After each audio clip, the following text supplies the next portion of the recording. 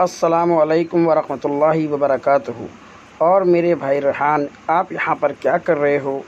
मुझे लग रहा है आप कुछ उदास हो, कोई परेशानी हो तो मुझे बताइए।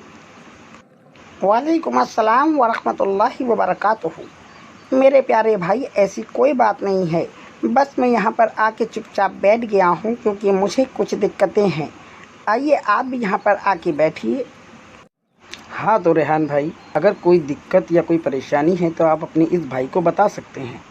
आपको इतना उदास देखकर, परेशान देखकर मुझे भी दिली तकलीफ़ हो रही है। आप मुझे अपना भाई समझें और अपनी तमाम परेशानियाँ मुझे बताएं, शायद मैं आपकी कोई मदद कर सकूं। क्या बताऊँ आदिल भाई, जब से ये लॉकडाउन शुरू हुआ है मैं परेशान हो गया हूँ। दिन भर अपने घर पे रहो, वही किचकिच, वही बीवी बच्चे, दिन भर मैं परेशान रहता हूँ। पता नहीं ये लॉकडाउन कब ख़त्म होगा। किस तरह से मुझे टॉर्चर करते हैं ये मैं आपको क्या बताऊँ। मैं अच्छा भला ऑफिस में रहता था, अपना काम करता था, शाम को घर आता था, खाना खा के सो जाता था। लेकिन इस लॉकडाउन ने तो मेरी पूरी ज़िंदगी ही बदल दी। मैं तंग आ गया हूँ इस लॉकडाउन से। मुझे अब बस बाहर जाना है, चाहे कुछ भी हो जाए। ये तो अल्लाह का शुक्र है कि हमारा और आपका घर इस पार्क के पास है और हम रेड जोन में भी नहीं हैं। कभी कभी आकर हम लोग यहाँ बैठ जाते हैं, बड़ा शुक्र है खुदा का। बस मैं बहुत तंग आ गया हूँ, मैं भाग जाऊँगा अपने घर से, देखिएगा आप एक दिन। नहीं मेरे प्यारे भाई, ऐसा बिल्कुल भी नहीं सोचते। आपको पता है कि लॉकडाउन से आपको कितना फ़ायदा है? इस लॉकडाउन से जब हम घर में रहेंगे और लोगों से नहीं मिलेंगे तो ये वायरस जल्द ही ख़त्म होगा।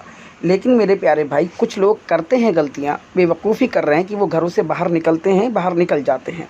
हमें तो अल्लाह की रहमत से कभी मायूस नहीं होना चाहिए और हम सबको अल्लाह का शुक्र अदा करना चाहिए कि अल्लाह रब्बुल आलमीन ने हमें ही लोगों को दवा भी बनाया है, शिफा भी बनाया है, एक दूसरे के लिए और ख़ुद के घर वालों के लिए और ख़ुद के लिए भी।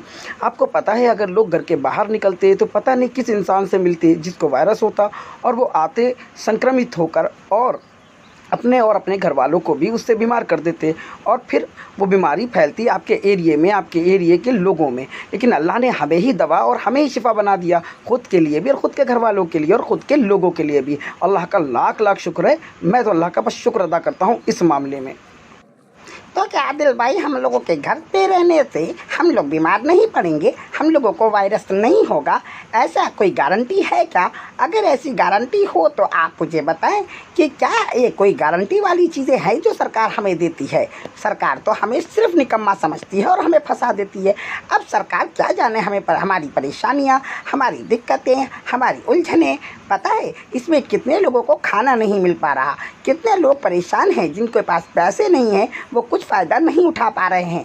पता है कोई भी किसी के बारे में नहीं सोच रहा है, लोग सिर्फ अपनी सोच रहे हैं। 10 रुपए की चीज़ 50 रुपए में मिल रही और 50 की चीज़ 100 रुपए में। कितना महंगाई कर दी है लोगों ने, अपनी जेबें भर रहे हैं ये लोग, और आप कह रहे हैं ये सब चीज़ें अच्छी हैं। रेहान भाई, मैं बिल्कुल समझता हूँ आप जो बात कह रहे हैं वो बिल्कुल सही कह रहे हैं। लोगों ने यहाँ तक कि जो भी महंगाई की है उन्हीं ने अपनी जेबों में हराम भरा है। पता है हराम किसे कहते हैं? इंशाअल्लाह मैं आपको फिर कभी हराम की तफसीर बताऊंगा।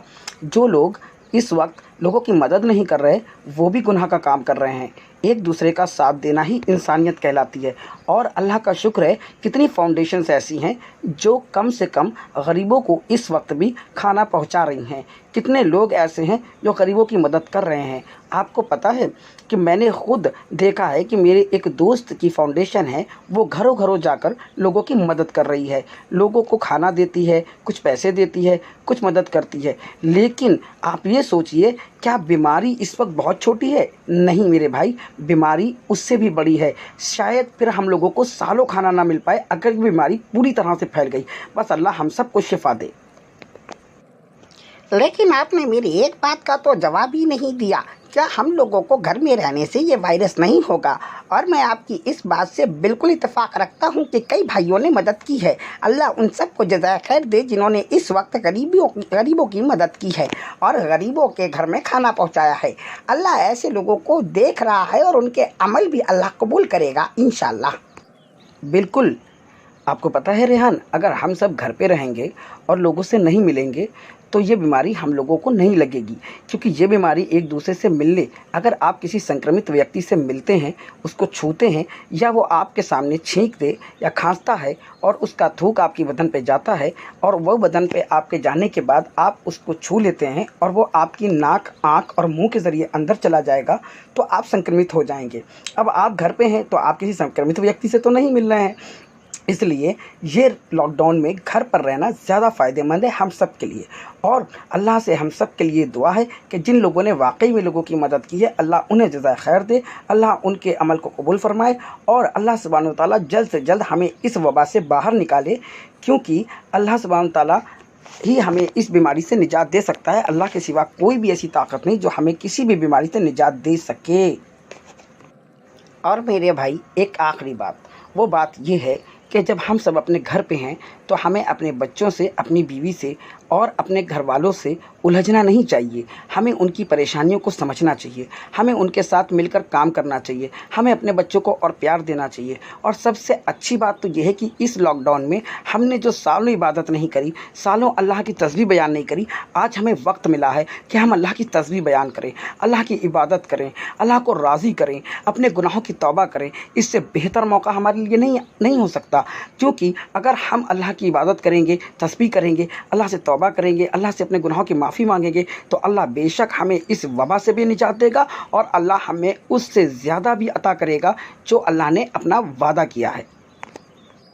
बेशक आदिल भाई, बहुत अच्छी नसीहत की आपने। मैं तो सोच रहा था कि ये लॉकडाउन तो बुरा है, लेकिन वाकई में ये लॉकडाउन तो बहुत फ़ायदेमंद है। मुझे वाकई में अपनी बीवी के घर के कामों में हाथ बटाना चाहिए। बेशक मुझे अपने बच्चों को और ज़्यादा प्यार देना चाहिए और अल्लाह की इबादत करनी चाहिए, तस्बीह करनी चाहिए और अल्लाह को राज़ी करना चाहिए। बेशक अल्लाह गुनाहों को माफ़ फरमाने वाला है, बेशक अल्लाह रहम करने वाला है, बेशक अल्लाह हमें और हम सबको निजात देगा इस कोरोना वायरस जैसी बुरी बीमारी से, और फिर हम लोग बाहर निकल सकेंगे और बाहर निकल के खूब मौज मस्ती भी करेंगे। लेकिन अब वक्त है मेरे घर जाने का। ठीक है, तो मैं अपने घर चलता हूँ और इंशाल्लाह मैं आपसे फिर मिलूँगा और ज़्यादा बातों के लिए। अस्सलाम वालेकुम व रहमतुल्लाहि व बरकातुहू। वालेकुम अस्सलाम व रहमतुल्लाहि व बरकातुहू। अल्लाह आपकी और आपके घर वालों की हिफाजत फरमाए, अल्लाह हमारे पूरे मुल्क की हिफाजत फरमाए, हमारे तमाम लोगों की हिफाजत अता फरमाए। आमीन या रब्बल आलमीन। चलिए मैं भी निकलता हूँ क्योंकि नमाज का भी वक्त हो रहा है, और इंशाल्लाह मैं फिर आपसे मिलूँगा और इंशाल्लाह और मज़ीद बातें हम लोग दूसरे टॉपिक पे करेंगे। चलिए अब मैं चलता हूँ और मुझे दुआओं में याद रखिएगा। अब प्यारे दोस्तों, मैं आपसे बात करता हूँ। अल्लाह के नबी सल्लल्लाहु अलैहि वसल्लम की हदीस है कि दुनिया में ऐसी कोई बीमारी नहीं जिसके लिए अल्लाह ने शिफा ना उतारी हो। बीमारी बाद में आती है, शिफा पहले आती है। इस वक्त वाकई में अल्लाह की तरफ से शिफा यही है कि हम सब एक दूसरे से सोशल डिस्टेंसिंग बना के रखें।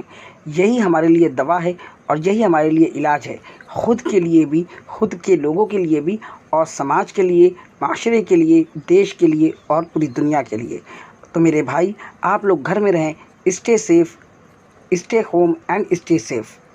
अस्सलाम वालेकुम व रहमतुल्लाहि व बरकातुहू।